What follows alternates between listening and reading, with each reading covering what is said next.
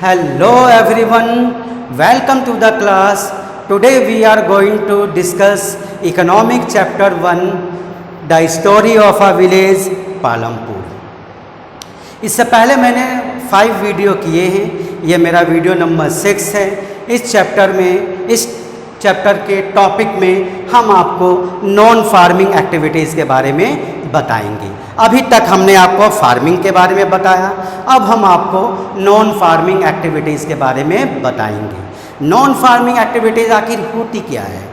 Non farming activities होती है agriculture के अलावा हम जो भी काम करते हैं, whatever work we are doing apart from agriculture is known as non-farming activities. Okay, तो varieties of non-farming activities are done by the people of village Palampur.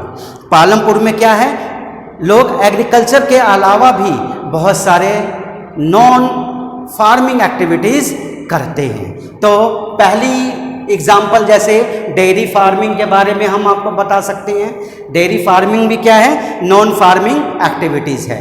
कैसे हैं? क्योंकि डेयरी फार्मिंग का एग्रीकल्चर से कुछ लेना देना नहीं होता है। डेयरी फार्मिंग में क्या है, many people of village Palampur, उन्होंने क्या है, अपनी गाय भैंसे बिफेलो काओ वो पाल के रखा हुआ है, ठीक है। मिल्क निकालते हैं और उस मिल्क को बाज़ार में सेल करते हैं, ठीक है। मिल्क से कर्ड बनाते हैं, घी बनाते हैं, ठीक है। डेयरी प्रोडक्ट बनाते हैं और भी बहुत सारे प्रोडक्ट बनाते हैं और उसको मार्केट में सेल करते हैं। इससे वो अपनी लिवलीहुड मेंटेन करते हैं। ये होती है आपकी डेयरी फार्मिंग एक्टिविटीज़, जो कि नॉन फार्मिंग एक्टिविटीज़ में आती है। नेक्स्ट है आपका स्मॉल स्केल मैन्युफैक्चरिंग। मैन्युफैक्चरिंग का मतलब प्रोडक्शन करना, जो कंपनियों में होता है। जैसे एक्सपोर्ट की कंपनी में कपड़ा बनाते हैं, किड्स वियर बच्चों के कपड़े बनते हैं, जेंट्स के कपड़े बनते हैं, लेडीज़ वियर्स बनते हैं। तो ऐसे ही स्मॉल स्केल मैन्युफैक्चरिंग होती है, छोटी कंपनी होती है, कम प्रोडक्शन होता है।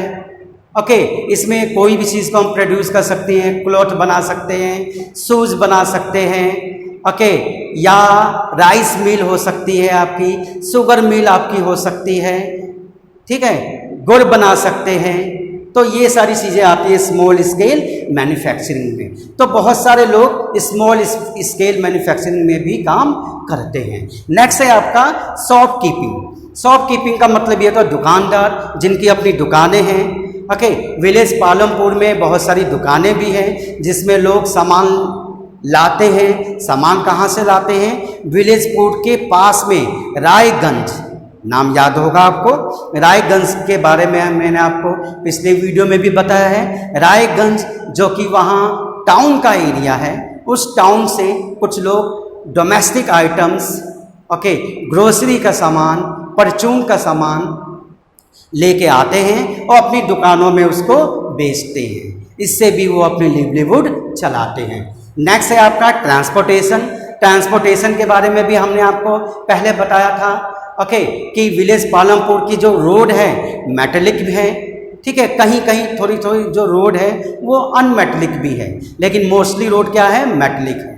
तो यहाँ क्या है, लोग ट्रांसपोर्टेशन का भी काम करते हैं, जीप चलाते हैं, ट्रैक्टर चलाते हैं, ठीक है, बुलक कार्ट, बैलगाड़ी जिसको बोलते हैं, हॉर्स कार्ट, ये सारे व्हीकल्स वहाँ चलते हैं। इसके अलावा रिक्शा पुलर भी है, साइकिल भी चलते हैं। तो डिफरेंट टाइप्स ऑफ ट्रांसपोर्ट भी वहाँ लोग चलाते हैं। ओके, जीप वगैरह चलाते हैं। जीप में ड्राइवर, कंडक्टर, इन सब की जॉब आपको मिलनी शुरू हो जाएगी। तो कुछ लोग ट्रांसपोर्ट से भी अपना लिवलीहुड चलाते थे वहाँ।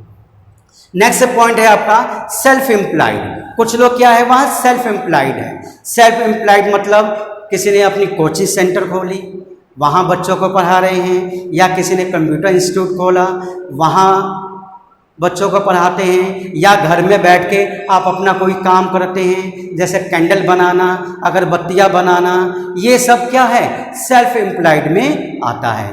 तो these all are non farming activities which are done by the people of Palampur, and these work are not related to farming, इनका फार्मिंग से कोई लेना देना नहीं है, ये फार्मिंग से क्या है, टोटली अलग होती है, इसलिए इसको हम कहते हैं नॉन फार्मिंग एक्टिविटीज। ये टॉपिक आपको समझ में आ गया होगा। अब हम आपको नेक्स्ट टॉपिक बताएंगे, modern farming method need more inputs which are made in industries. तो सबसे पहले मॉडर्न फार्मिंग के बारे में आप जानते ही हो। मॉडर्न फार्मिंग में हम HYV सीड्स यूज़ करते हैं, केमिकल यूज़ करते हैं, फर्टिलाइजर्स यूज़ करते हैं, ओके। इसके अलावा tools, thresher machine, tractor, irrigation equipments use करते हैं, ये सारी चीज़ें हम यूज़ करते हैं, ओके। जैसे हमने HYV सीड्स यूज़ किया, तो HYV सीड्स कहाँ बनते हैं, इंडस्ट्रीज में बनते हैं ये, ओके। घर में तो बनेंगे नहीं, कंपनीज में बनेंगे। इसके अलावा हम PVC पाइप यूज़ किए, तो PVC पाइप कहाँ बनती है, ये भी कंपनी में बनती है, ओके। इसके अलावा हमने ट्रैक्टर, हार्वेस्टिंग मशीन,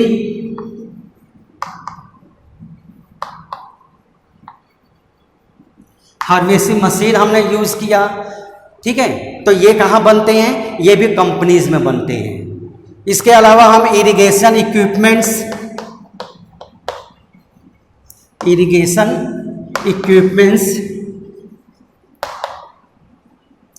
ये कहाँ बनते हैं, ये भी कंपनीज में बनते हैं। तो कहने का मतलब है कि मॉडर्न फार्मिंग जो है, मॉडर्न फार्मिंग को कंपनीज पूरी तरह से सपोर्ट करती है। कैसे सपोर्ट करती है, क्योंकि मॉडर्न फार्मिंग के लिए हमें लेटेस्ट इक्विपमेंट चाहिए, मशीन्स चाहिए, टूल्स चाहिए, HYV सीड्स चाहिए, फर्टिलाइजर्स चाहिए, ओके। इसके अलावा ट्रैक्टर, थ्रेशर मशीन के बारे में आप जानते ही हो, जिससे फसलों की कटाई होती है, ओके। गेहूं की कटाई होती है, गेहूं उसमें डालो और गेहूं अलग, और जो उसके स्ट्रॉ वगैरह होते हैं वो अलग हो जाते हैं, ओके। तो ये सारे जितने भी मशीन्स हैं ये कहाँ बनते हैं, इंडस्ट्रीज में बनते हैं। अगर इंडस्ट्रीज का डेवलपमेंट नहीं होगा तो मॉडर्न फार्मिंग भी पॉसिबल नहीं है। और कहीं ना कहीं एग्रीकल्चर जो है इंडस्ट्रीज के ऊपर डिपेंड होती है, क्योंकि इंडस्ट्रीज है तो एग्रीकल्चर है। क्यों, क्योंकि इंडस्ट्रीज क्या है, एग्रीकल्चर को मॉडर्नाइज करती है। इसके अलावा एग्रीकल्चर भी इंडस्ट्रीज के लिए ज़रूरी होती है। क्यों होती है, क्योंकि इंडस्ट्रीज में रॉ मटेरियल चाहिए, जैसे शुगर मिल में क्या है, शुगर केन चाहिए। शुगर केन कहाँ बनता है, फील्ड में, एग्रीकल्चर में, ओके। तो शुगर मिल को शुगर केन कहाँ से मिलेगा, एग्रीकल्चर से मिलेगा। जैसे जूट मिल है, जूट मिल को जूट कहाँ से मिलेगा, एग्रीकल्चर से मिलेगा।